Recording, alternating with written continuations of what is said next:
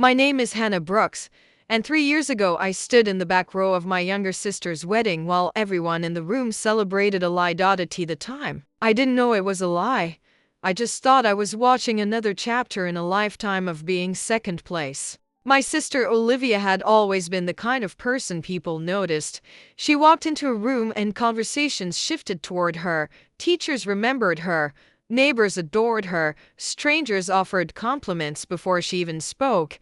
Meanwhile, I was the dependable one, the practical one, the daughter who handled problems, the daughter who never caused them.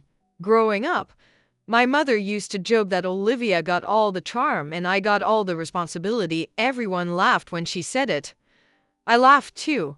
What else was I supposed to do? The joke stopped being funny when I realized it wasn't really a joke. By the time we were adults, the pattern was impossible to ignore. If Olivia needed money, my parents found it. If Olivia made a mistake, someone rescued her. If I succeeded, people nodded politely and changed the subject. I learned not to expect much. Life became easier that way. At 31, I worked as a financial analyst in Denver. I owned a modest condo. I paid my own bills.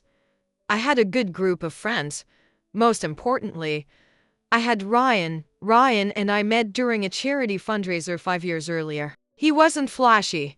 He wasn't wealthy.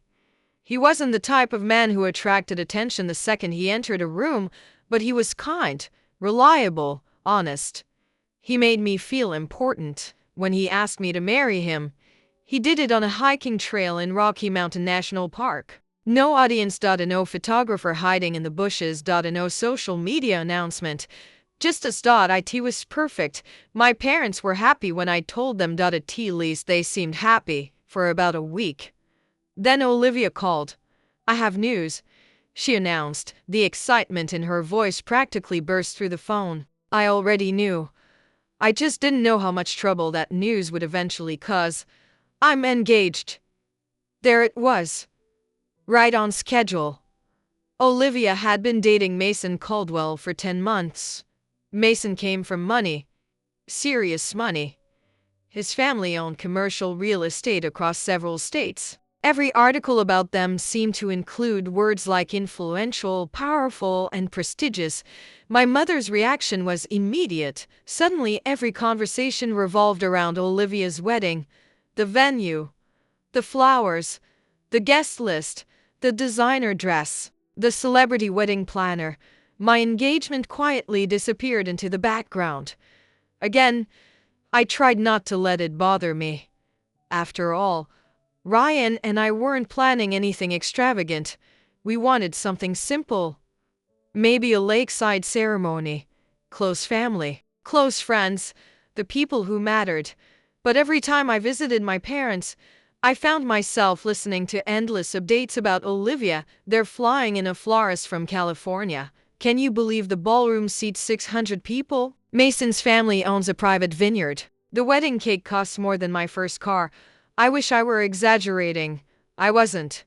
One night, while helping my mother organize wedding invitations, I casually mentioned that Ryan and I had chosen a date. Mom glanced up briefly. "That's nice, sweetheart." Then she immediately returned to discussing Olivia's seating chart. That should have hurt less than it did. But some disappointments never stop stinging. The first sign that something wasn't right came 3 months before Olivia's wedding. It happened during a family dinner. Mason had joined us. So had Olivia. Everything seemed normal. Then Mason stepped away to answer a phone call. The moment he left the room, Olivia picked up her phone and smiled. Not a normal smile. Not the smile someone makes while reading a funny message. This was different. Softer, warmer. More intimate. I recognized it instantly. It was the same smile I'd worn during the early days of dating Ryan. The smile that appears when a specific person enters your thoughts. The smile that has nothing to do with anyone else in the room. My stomach tightened. Maybe I was imagining things. Probably. But then she angled the phone away from everyone and typed a response. Fast. Secretive. Almost nervous. When Mason returned, she immediately locked the screen. That was odd. Not proof of anything, just odd. I forgot about it for a while. Life got busy. Work became hectic. Ryan and I finalized plans for our own wedding. Everything should have been moving forward normally. Instead, things became stranger. 2 months before Olivia's wedding, I attended her bridal shower. The event was held at an upscale hotel downtown. Everything looked expensive. The decorations, the catering, the gift displays, even the custom menus.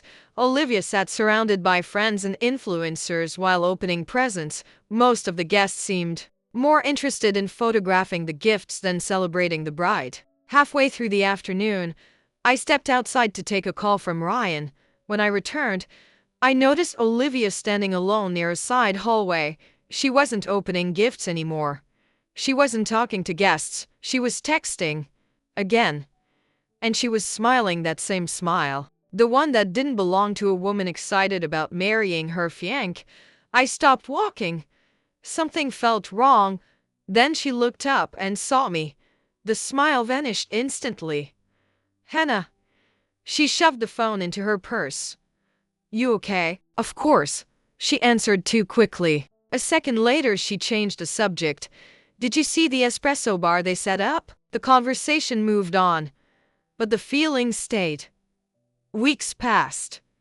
The wedding approached, and little moments kept piling up. Secretive texts, unexpected disappearances, late-night phone calls, excuses that didn't quite make sense. Individually they meant nothing. Together they created a picture I couldn't ignore. I told myself I was being paranoid. I told myself I was reading too much into things. I told myself a lot of things. Then I met Noah, the wedding planner's assistant. At the time, I had no idea how important that meeting would become. The rehearsal weekend began on a Friday afternoon. Guests arrived from across the country. Luxury SUVs lined the entrance. Valets hurried between vehicles. The resort looked like something from a magazine. While helping coordinate a last-minute issue with guest transportation, I met Noah in a service hallway behind the ballroom. He looked exhausted, dark circles under his eyes, tie loosened, coffee in hand. Tough day? I asked. He laughed. You have no idea. We spent a few minutes talking. Nothing important. Just small talk. Then his expression changed. You know Olivia pretty well. She's my sister. His eyebrows rose. Seriously? I nodded. Something flickered across his face. Concern, hesitation. Maybe guilt. I noticed immediately. What? He looked around, making sure nobody was listening. Then he lowered his voice. I probably shouldn't say anything. My stomach tightened. Say what? Noah hesitated, long enough to make me nervous. Then he asked a question. A simple question. A question that changed everything. How well do you know the best man? I frowned. Mason's best friend? Noah nodded. I felt a chill crawl up my spine, because suddenly every strange feeling I'd ignored came rushing back at once. And for the first time, I genuinely wondered whether my sister was about to marry the wrong man. For a moment, I thought I'd misheard him. The best man? I repeated. Noah immediately looked uncomfortable. Forget I said anything. You don't get to say something like that and then walk away. He sighed. I shouldn't be involved. Then why bring it up? His jaw tightened, because he looked like someone wrestling with his conscience. Finally, he spoke. Look, maybe it's nothing. Maybe I'm completely wrong, but I've worked this wedding for 6 months. He took another sip of coffee. And some things don't add up. My heartbeat quickened. What things? Noah glanced toward the ballroom entrance, then back at me. The bride spends more time texting the best man than she does the groom. I stared at him. He continued. I've coordinated private meetings. Meetings? They always had explanations. His expression darkened. But after a while, explanations stopped sounding believable. My stomach dropped. The best man. His name was Tyler Bennett, Mason's closest friend since college. He'd been part of their group for years, tall, confident, charismatic, the kind of guy everyone liked instantly. He was also engaged, or at least he had been until recently. The engagement had ended a few months earlier. Nobody seemed to know exactly why. At the time, I hadn't thought much about it. Now I found myself wondering, "What exactly have you seen?" I asked. Noah shook his head. "Nothing definitive." That wasn't the answer of someone who'd seen nothing. That was the answer of someone who'd seen too much. Before I could press further, another coordinator called his name. The conversation ended, but the damage was done. The rest of the evening felt different. Every interaction carried new meaning. Every glance seemed suspicious. Every smile looked rehearsed. I hated myself for thinking that way. Olivia was my sister. Whatever our issues, I didn't want to believe she was capable of something like this. Still, questions lingered. That night I couldn't sleep. Ryan noticed immediately. We were staying in a small hotel 15 minutes from the resort. He sat beside me on the bed, talked to me. I hesitated, then told him everything. The texts, the smiles, the conversations, the comment from Noah. Ryan listened quietly. When I finished, he leaned back against the headboard. "What do you think?" "I don't know." That was the truth. I want to believe it's nothing. But it doesn't feel like nothing. Ryan nodded slowly. "What are you going to do?" I stared at the ceiling. "I honestly don't know." Saturday morning arrived with perfect weather, blue skies, warm sunshine, the kind of day wedding planners dream about. The ceremony wasn't until late afternoon. Most guests spent the morning exploring the resort. I wandered through the gardens trying to clear my head. That's when I saw Tyler. He was standing near the lake, alone, looking distracted. For some reason, I almost walked over, then someone approached him. A woman, Olivia. They didn't notice me. I was too far away to hear them, but I could see their body language. The tension, the urgency, the way they stood too close. My pulse accelerated. This wasn't normal. Not for a bride, not for a best man. They spoke for less than a minute. Then Olivia hurried away. Tyler remained where he was, running both hands through his hair, looking stressed, very stressed. I watched him for another few seconds, then turned around and left because I suddenly didn't want to know. Some truths are terrifying before they're confirmed. The ceremony began at 5 o'clock. Nearly 400 guests filled the outdoor seating area. The setting was breathtaking. Rows of white chairs overlooked the mountains. Flowers lined the aisle. A string quartet played softly. Everything looked perfect. Mason stood at the altar, nervous but smiling. The smile of a man convinced he was about to begin the happiest chapter of his life. I felt a wave of sadness, because I wasn't sure that was true anymore. Then Olivia appeared.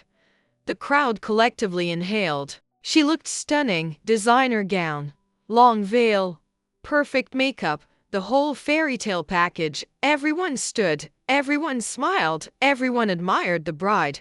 And as she walked down the aisle, I found myself watching Tyler instead. Not Olivia, not Mason. Tyler. The moment she appeared, something happened to his face. It lasted only a second, but I saw it. So did he, because his expression changed immediately afterward, like someone realizing they'd accidentally revealed a secret. My stomach sank. The ceremony continued. Vows were exchanged, rings were exchanged. Guests applauded. Mason kissed Olivia. Everyone celebrated. Except me. Because for the first time, I genuinely believed something was wrong. I just didn't know how wrong. The reception started an hour later. Music, dinner, champagne, dancing. The atmosphere felt electric. At least on the surface. Underneath, tension was building. I could feel it, even if nobody else could. Then came the speeches. The maid of honor spoke first, then Mason's father, then Olivia's college roommate. Everything seemed normal. Until Tyler stood up. The best man's speech. The room applauded. Tyler smiled. But the smile looked forced. His hands trembled slightly as he adjusted the microphone. I noticed immediately. So did several people nearby. Tyler cleared his throat. Ladies and gentlemen. His voice cracked. He tried again. Ladies and gentlemen. Something wasn't right. Everyone sensed it now. The room grew quiet. Tyler looked toward Mason, then toward Olivia, then back at the crowd for a brief moment. It seemed like he might say something unexpected, something important. Instead, he forced a laugh, shared a harmless story from college, made a few jokes, finished a speech. The audience applauded. Relief visibly washed across his face. He sat down quickly, too quickly, like a man grateful to have survived something. I thought that was the end of it. I was wrong, very wrong. Because 20 minutes later, while guests were dancing, someone arrived at the reception who wasn't on the guest list, and everything began to fall apart. The woman entered through a side doorway. Mid-30s, dark hair, black dress, determined expression. She moved with purpose, not confusion, not hesitation. Purpose. Several guests noticed her immediately, including Tyler. The moment he saw her, all color vanished from his face. My heart stopped, because I recognized her too. She was Tyler's ex-fiancée, the woman he'd been planning to marry before their sudden breakup, and judging by the look on her face, she hadn't come to celebrate. The music continued for several seconds before people started noticing her. At first, she looked like any other guest, a woman in a black cocktail dress moving through the ballroom, but she wasn't smiling. She wasn't carrying a drink. She wasn't looking at the dance floor. She was looking directly at Tyler, and Tyler looked terrified. Not uncomfortable, not surprised, terrified, the kind of fear that appears when a person realizes their worst nightmare has just walked through the door. I glanced toward Olivia. She had seen the woman too. The reaction was immediate. A flash of panic, gone almost instantly, but I saw it. So did Ryan. His hand found mine beneath the table. Something's about to happen, he murmured. The woman crossed the ballroom. Guests stepped aside automatically. Nobody knew why, but everyone felt the tension. When she finally reached Tyler's table, the room seemed to hold its breath. Tyler stood abruptly. Claire. His voice sounded strained. The woman Claire stared at him, then at Olivia, then back at Tyler. You told me not to come. Tyler swallowed. Several nearby conversations stopped entirely. Claire, let's do this somewhere else. No, her voice wasn't loud. It didn't need to be. The anger behind it carried across the room. I think we've done enough things in secret. My pulse accelerated. Olivia looked frozen. Mason frowned. Confused, concerned, still completely unaware of the storm gathering around him. Tyler stepped closer. Please. Claire laughed. A short, bitter laugh. That's funny. People were openly staring now. The band had stopped playing. Even the staff looked uncomfortable. Mason finally stood. Tyler, the best man, didn't answer. Claire did. You should sit down. Mason blinked. What? You should sit down because you're about to hear something you aren't going to like. Silence. Absolute silence. I could actually hear the air conditioning humming above the ballroom. Tyler looked ready to collapse. Olivia looked even worse. And suddenly I knew. Not details. Not specifics. But I knew. The same way you know a storm is coming before the first raindrop falls. Mason's face hardened. What are you talking about? Claire looked directly at Olivia, then at Mason, then back to Olivia. You tell him. Olivia didn't move, didn't speak, didn't breathe. The silence lasted too long. Way too long. Claire nodded slowly. That's what I thought. Then she reached into her purse. My stomach dropped. She pulled out a folder, a thick one, packed with papers, photos, printouts, evidence. The entire ballroom collectively froze. Tyler whispered something. I couldn't hear it. Clara ignored him. Mason. She held up the folder. I found these 3 months ago. Nobody moved. Nobody spoke. The tension was unbearable. What is that? Mason asked. His voice sounded different now. Less confident. Less certain.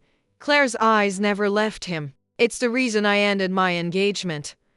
The room erupted into whispers. Tyler closed his eyes. As if surrendering. As if he'd known this day would come eventually. And now it had. What reason? Mason asked. Claire took a breath, then said the words that shattered everything. Because your bride has been sleeping with your best friend. The ballroom exploded. Gasps. Shouts. Questions.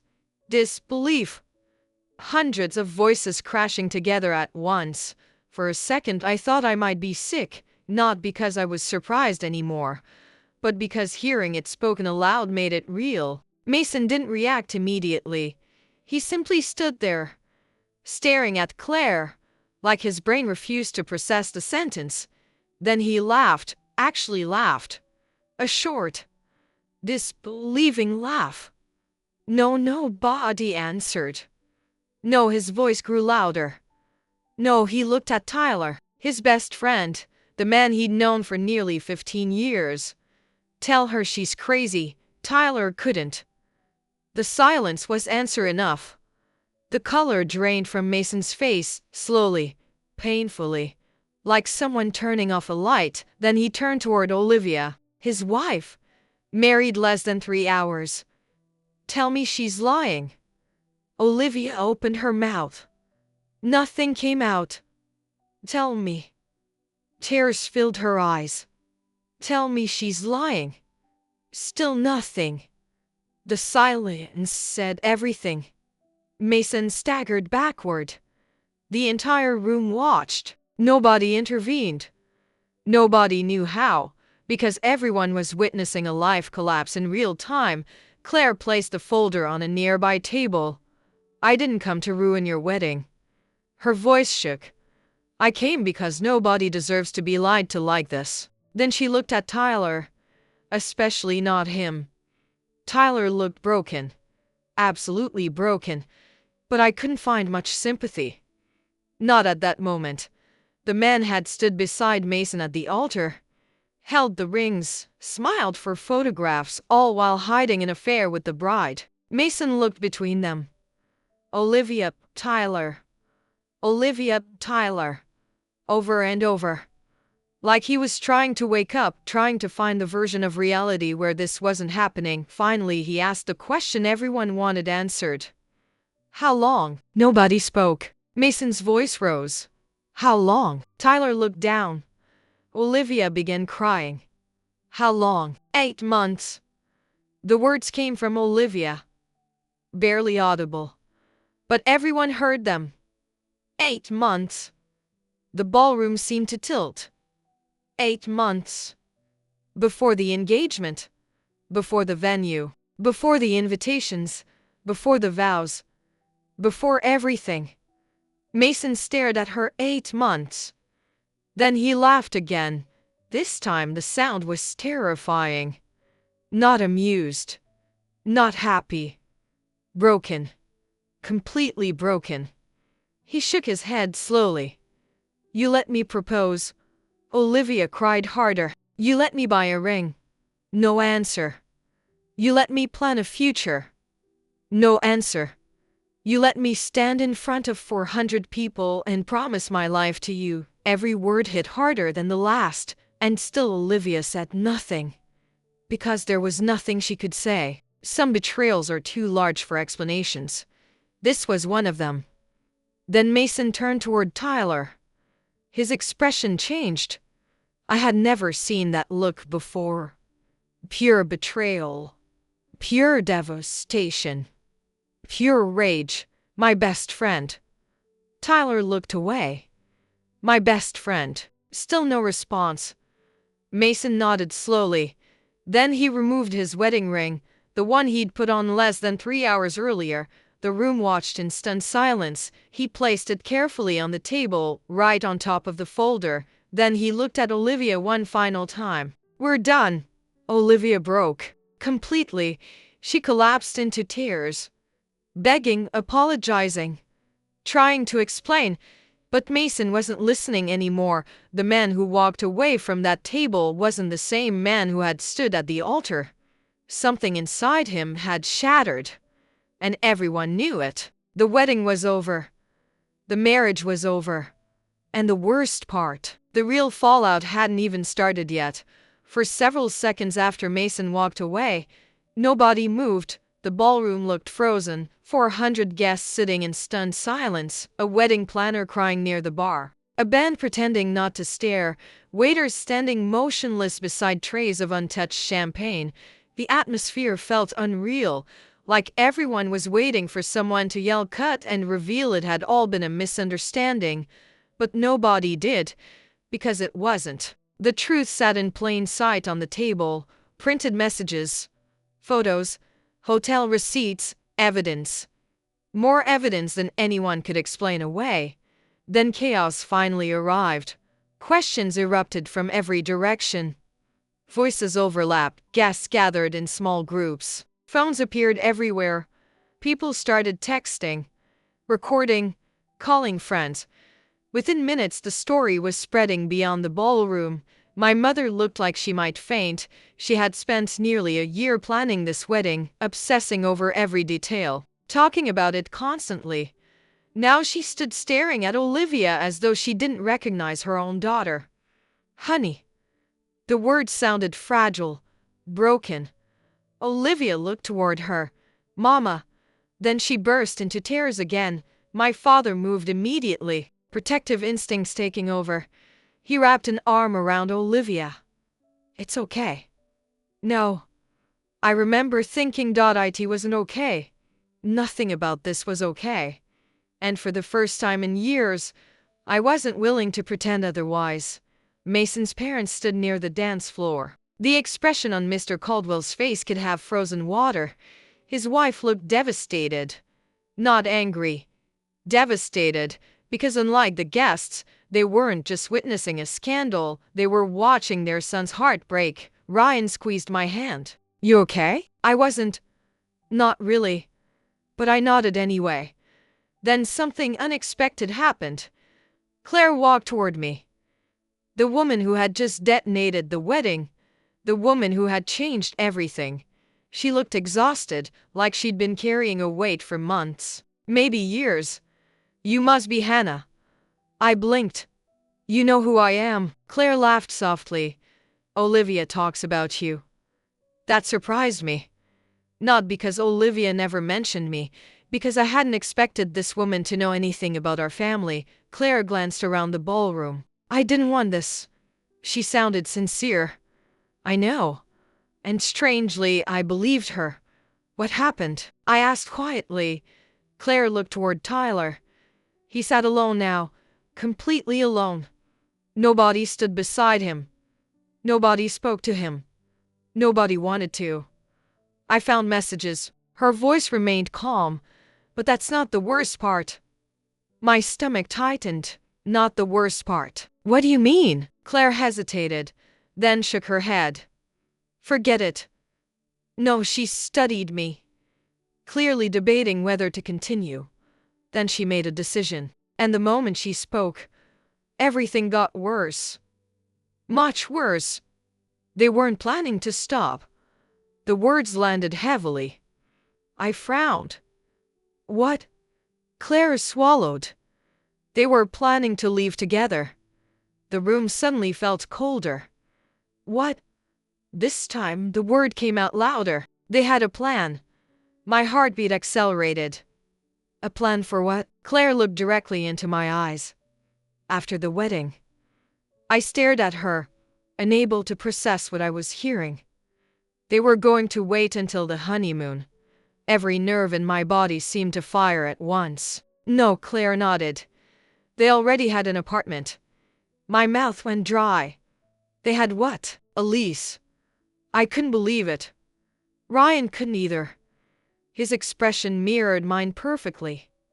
Shock. Disgust. Disbelief. Claire continued. I found the paperwork. The pieces suddenly started fitting together. The secret texts, the private meetings, the tension, the panic, the fear on Tyler's face. This wasn't some impulsive affair. This wasn't a drunken mistake. This was a double life. Carefully planned. Carefully maintained. Months of lies. Months of deception. Months of pretending. And somehow that made everything worse.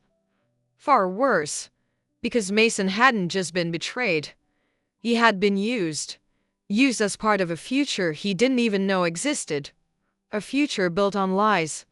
I looked across the ballroom toward Olivia. For the first time all evening, I didn't see my sister. I saw a stranger. The realization hurt more than I expected. A few minutes later, another commotion erupted near the entrance. Mason had returned. The entire room turned. Conversations stopped instantly. He wasn't alone. Two men walked beside him. Attorneys. At least that's what they looked like. Professional. Serious. Focus. Mr. Caldwell followed behind them. So did his wife. Mason looked different now. The shock was fading. Something else was replacing it. Determination, the kind people find when pain transforms into clarity. He walked directly toward Olivia. My parents immediately stepped forward.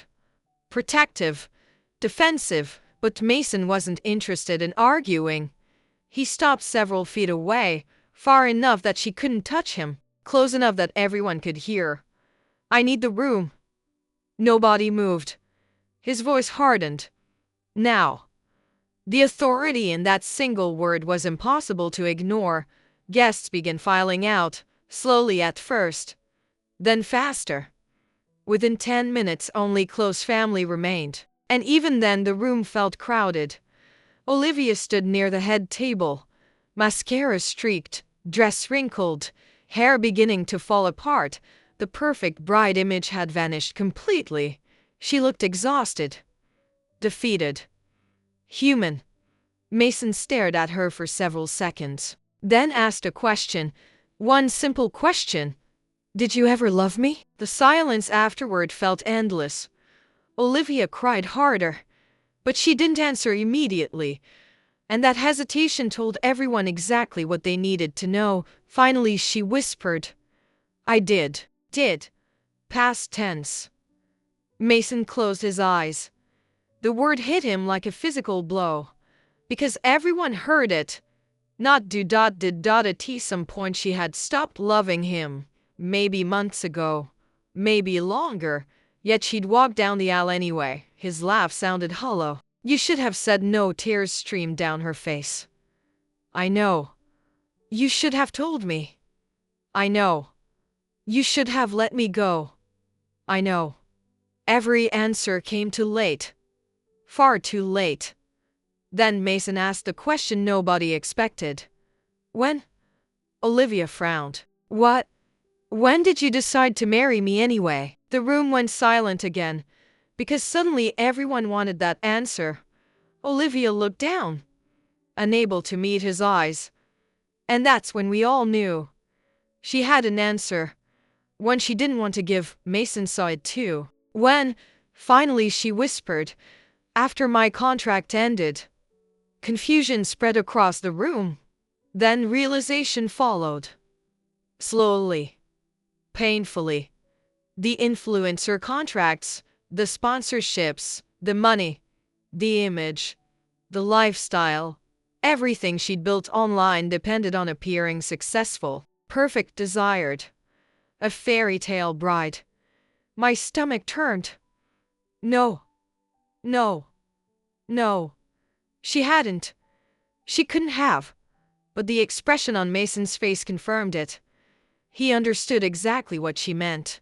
And so did I. Part of the reason she'd gone through with the wedding had nothing to do with love. It had everything to do with losing the life she wanted. The room fell into horrified silence. Because betrayal was one thing. Using someone as a stepping stone to protect your image, that was something else entirely. And for the first time all evening, even my parents looked ashamed, not embarrassed. Ashamed, because the daughter they'd spent years defending had just revealed who she really was, and nobody could deny it anymore. The silence after Olivia's confession lasted nearly 10 seconds. It felt much longer. Nobody knew what to say. Nobody knew what could be said, because once the truth is spoken aloud, there isn't always room left for arguments, only consequences. Mason stood motionless. His face was unreadable now. Not angry, not devastated. Something worse. Empty. Like a man whose emotions had burned themselves out, his mother took a step toward him. "Honey." Mason didn't look away from Olivia. "How much?" The question caught everyone off guard. Olivia blinked. "What? How much money did you spend?" The room grew still again. Mason's voice remained calm, dangerously calm. "On the wedding?" No response. "On the engagement parties?" Silence. "The trips?" Silence. "The gifts?" Still silence. Finally Mason nodded. "I'll find out." The words landed heavily, because everyone understood what they meant. This wasn't over. Not remotely. This was only the beginning. Then Mason turned toward Tyler. His former best friend, the man who had stood beside him at the altar, the man who had betrayed him for nearly a year. Tyler looked exhausted, defeated, broken. But Mason's expression never changed. "You know what hurts the most?" Tyler swallowed. "No, I trusted you more than anyone." Nobody spoke. "I trusted you with everything." The silence became unbearable. "You knew things about me my own parents didn't know." Tyler stared at the floor. "And you still did it." Every word landed harder than the last. Finally Tyler spoke, his voice barely audible. "I'm sorry." Mason laughed.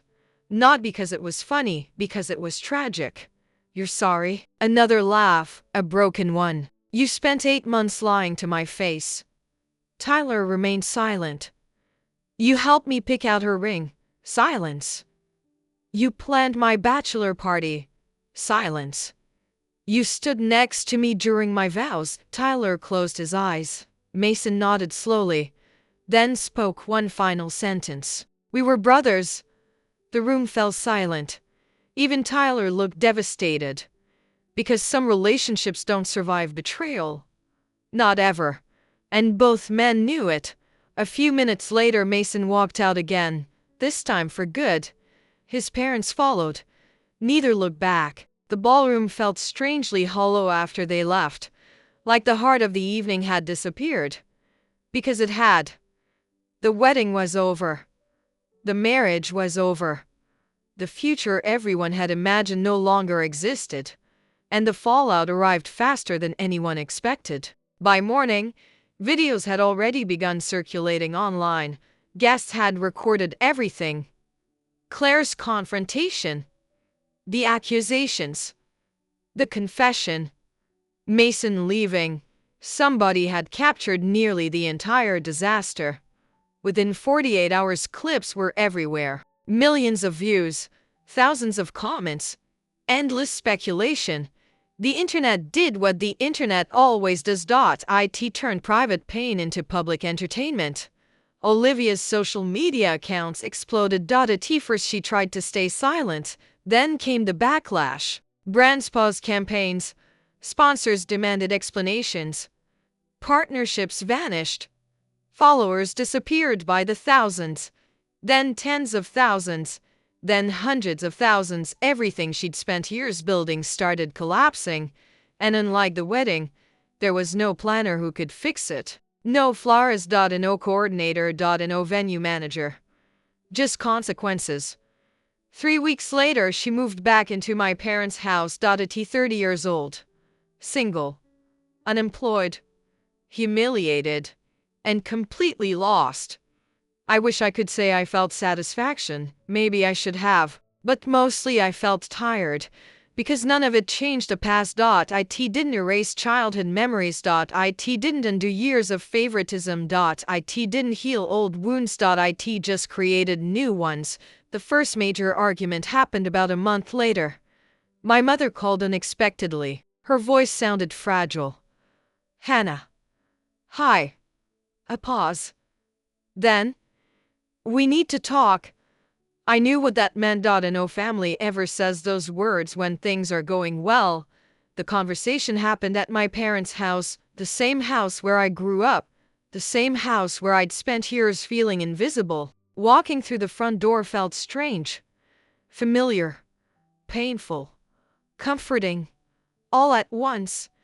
My father sat at the kitchen table. My mother looked nervous. Olivia remained upstairs. Neither of us had spoken much since the wedding. Finally, my mother broke the silence. We made mistakes. That wasn't enough. We all knew it. She knew it too. So she continued. We spent years protecting Olivia. I waited. We excused things we shouldn't have. Still waiting. We expected more from you because we knew you could handle it. There it was. The phrase I'd heard my entire life. You can handle it. As if competence somehow made neglect acceptable. I leaned back in my chair. No, my mother looked confused. No what? No. That's not what happened. Silence. You didn't expect more from me. I met her eyes. You gave more to her. The words hit harder than I intended. But they were true, painfully true. My father looked down. Mom swallowed. Neither argued. Because they couldn't. Every birthday, every holiday, every milestone. The evidence existed. A lifetime of evidence. You know what the worst part was? I asked. My voice remained calm, steady, controlled. The worst part wasn't feeling less important. Both parents watched quietly. The worst part was believing I had to earn being loved. The room fell silent. My mother began crying. Real crying. Not polite tears. Not sympathy tears, the kind that come when truth finally catches up with you. I never wanted that. Her voice cracked. I know. And strangely, I meant it, because intent and impact aren't the same thing. People can hurt you without meaning to. The damage still exists. Dad finally spoke. I should have done better. Simple. Direct. Honest. The first truly honest thing I'd heard from him in years. You should have. He nodded. No excuses. No arguments. No defensiveness. Just acceptance. And somehow that mattered. A lot. Because accountability sounds different from apology, and for the first time, I was hearing accountability. Months passed. Life slowly stabilized. Ryan and I focused on our own wedding. A small ceremony. Simple. Real. Nothing extravagant. Nothing performative. Just people who loved us. About 6 weeks before our wedding, I received an unexpected call. The caller ID surprised me. Mason. We hadn't spoken since the disaster. I answered immediately. Hannah? His voice sounded better. Still tired. But better. Hey. Hope I'm not bothering you. Not at all. A brief pause. Then, I found something. My stomach tightened. What? Another pause. Longer this time. Then he said 4 words. You deserve to know. Those 4 words would lead to the final revelation. The one nobody saw coming. Not me. Not my parents. Not even Olivia. And when the truth finally surfaced, it changed everything. I stared at my phone after Mason's words. You deserve to know. Something about the way he said it made my stomach tighten. Not fear. Dread. The kind that arrives when you sense another chapter of a story should already be over but isn't. What did you find? There was a pause. Then, can we meet? That answer told me everything I needed to know. Whatever he'd discovered wasn't small. We agreed to meet the following afternoon. Ryan offered to come with me. I almost said yes, then changed my mind. If this was about Olivia, I needed to hear it myself first. The coffee shop was nearly empty when I arrived. Mason sat alone near the back. For a moment I barely recognized him. He looked older. Not physically, emotionally, like the last few months had compressed years into weeks. He stood when he saw me. We exchanged a brief hug, awkward, careful, then sat down. Neither of us spoke immediately. Finally, he slid a manila folder across the table. The sight of another folder instantly brought back memories of the wedding. Claire. The confrontation. The collapse. My chest tightened. What is this? Mason leaned back. I hired a forensic accountant. I blinked. What? The annulment process got complicated. That surprised me. I opened the folder. Inside were financial records, bank statements, wire transfers, rental agreements, documents, lots of documents. I looked up. Mason? Keep going. So I did. The further I read, the colder I felt. At first nothing seemed unusual. Expenses. Payments. Travel records. Then I saw a familiar name. My parents. I frowned. Why were my parents listed? I turned another page. Then another. Then another. And suddenly everything clicked. No, Mason nodded slowly. I had the same reaction. I stared at the paperwork, unable to process what I was seeing, because according to the records, my parents knew. Not about the affair, about something else. Something almost as bad. My mother and father had quietly taken money from Mason. A lot of money. Not directly. Not obviously. But enough. Large gifts. Wedding assistance. Family support. Housing expenses. Special arrangements. Over $200,000 over the previous year. My hands began shaking.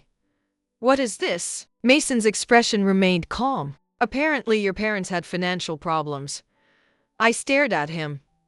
What? He nodded. They were drowning in debt. The words hit hard, because suddenly several things made sense.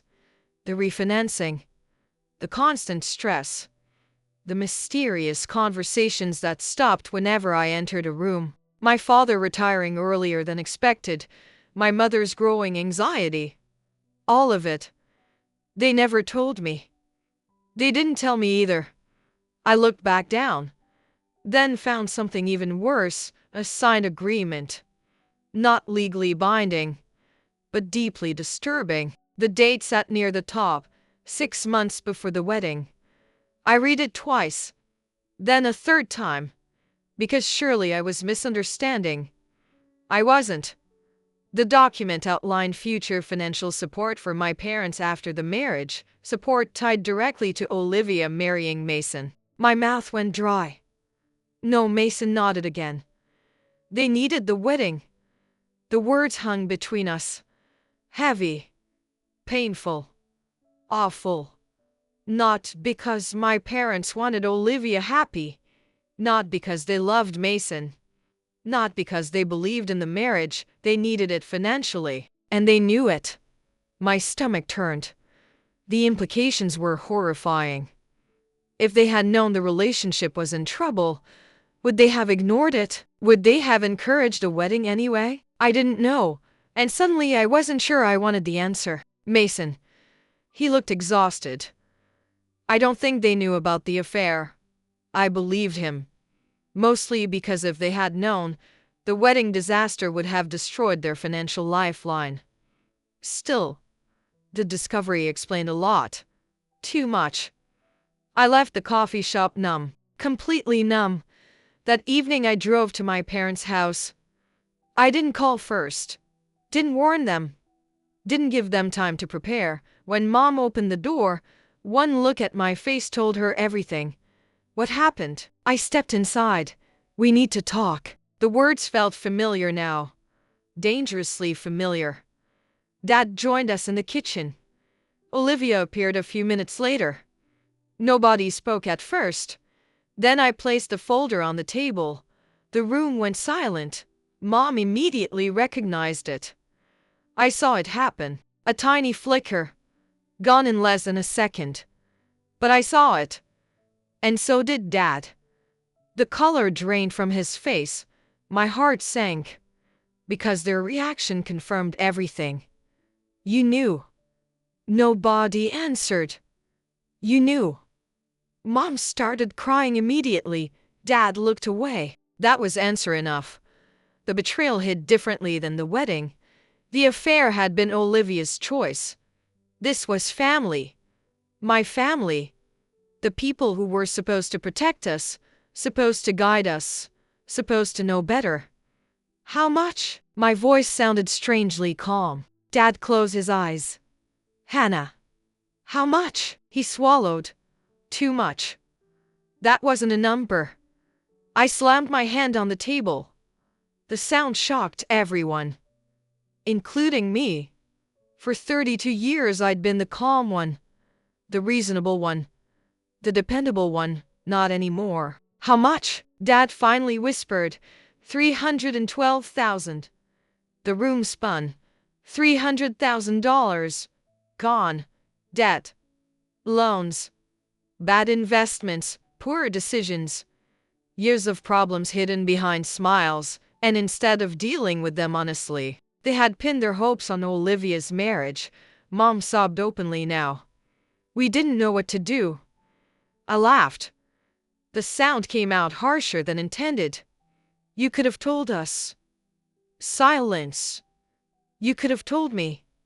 More silence. You could have treated me like family. That landed hard. Because everyone knew exactly what I meant. If I had been the golden child, they would have told me. If I had been Olivia, they would have trusted me. Instead, they'd hidden everything again. Another secret. Another lie. Another burden carried alone. The pattern felt painfully familiar. Finally, Olivia spoke. Her voice was barely above a whisper. I didn't know. I looked at her for the first time in months. She seemed genuinely broken. Not defensive. Not dramatic. Broken. And strangely, I believed her. Because for once, the secret hadn't revolved around her. That realization seemed to hurt her almost as much as it hurt me. The room sat in silence for several minutes. Then something unexpected happened. Dad stood up, slowly, like the weight of years sat on his shoulders. He looked at me, really looked at me. And for the first time in my life, I felt seen. Hannah. His voice cracked. I failed you. No excuses, and no qualifications, and no explanations. Just truth. Simple truth. I spent years assuming you'd be okay. Tears filled his eyes, and I stopped asking whether you actually were. The room fell silent, because every person present knew exactly how true that was. My mother reached for my hand, tentatively, carefully, as though afraid I'd pull away. This time I didn't. Not because everything was fixed, not because forgiveness had magically appeared, but because healing sometimes starts with honesty. And for the first time, everyone in the room was finally being honest. The wedding had destroyed a family, but maybe, just maybe, the truth was finally giving us a chance to rebuild one. The weeks after the confrontation were quiet, not peaceful, just quiet. The kind of silence that follows a storm when everyone is still assessing the damage. Some relationships survived, others didn't. Some would never recover.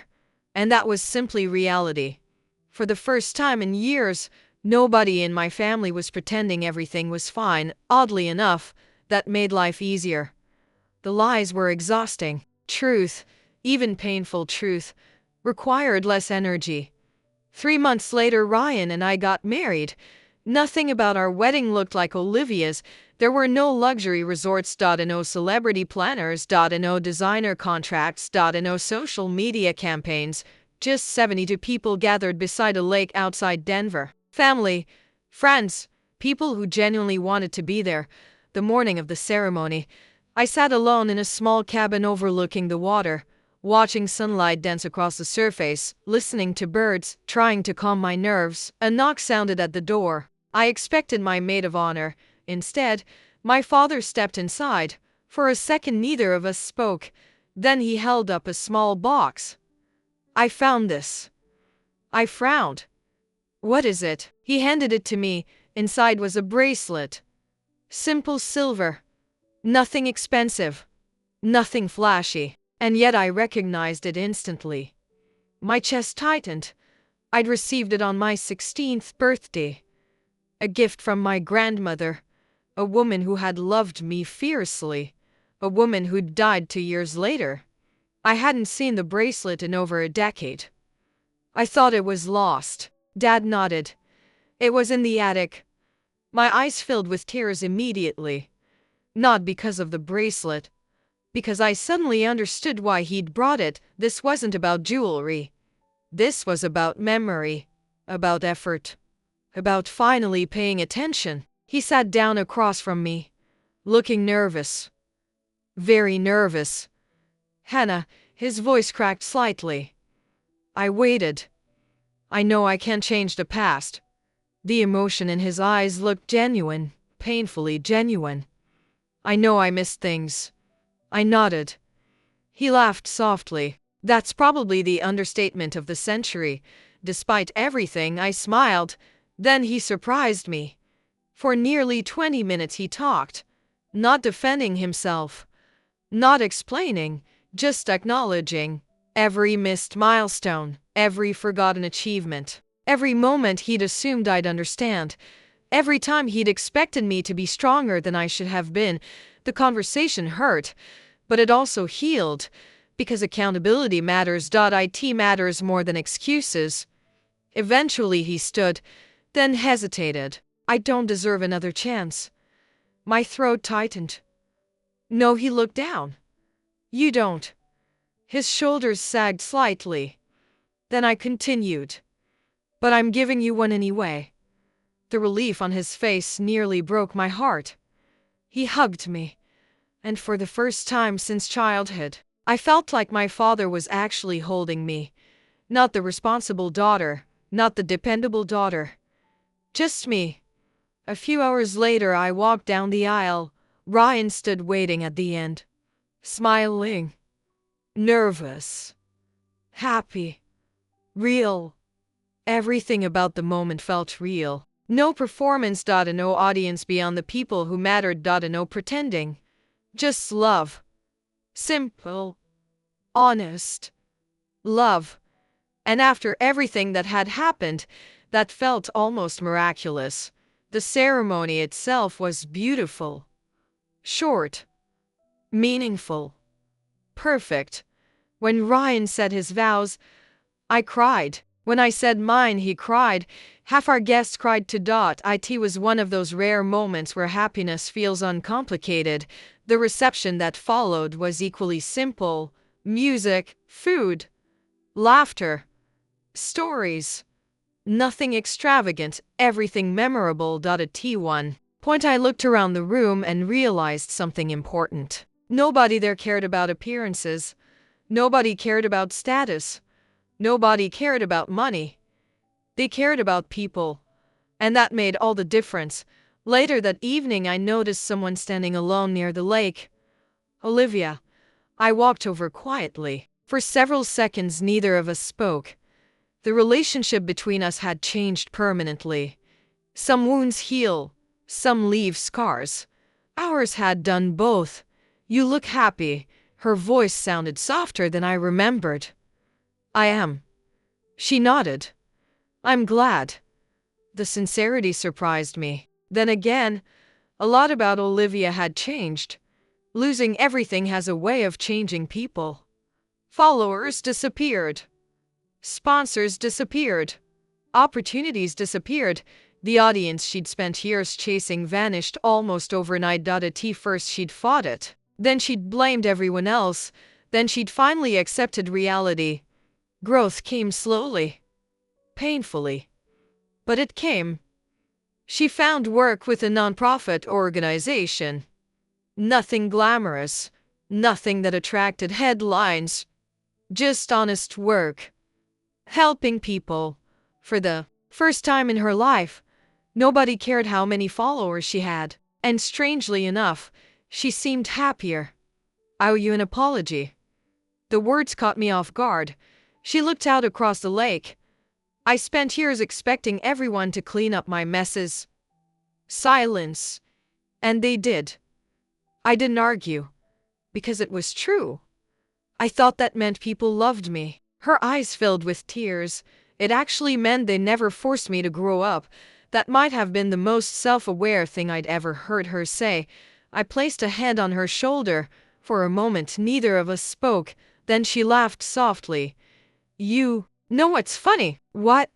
"You were always stronger than me." I almost laughed. The irony was incredible. Because growing up, I'd wanted what she had. The attention, the praise, the spotlight, and she'd apparently wanted what I had. Perspective changes everything. A year later, Olivia rented her own apartment. Another year after that, she was promoted. Slowly, carefully, she rebuilt her life. Not the life she'd imagined, a better one. A real one. As for Mason, his story surprised everyone. About 18 months after the wedding disaster, he called me unexpectedly. We met for coffee. The same coffee shop where he'd shown me the financial records, only this time he looked different. Healthy, relaxed, happy. Actually happy. The first thing he did was show me a photograph. I laughed immediately. A woman stood beside him. Dark hair, bright smile, kind eyes. "Who is she?" The answer made me nearly choke on my coffee. "Claire's cousin." I stared at him.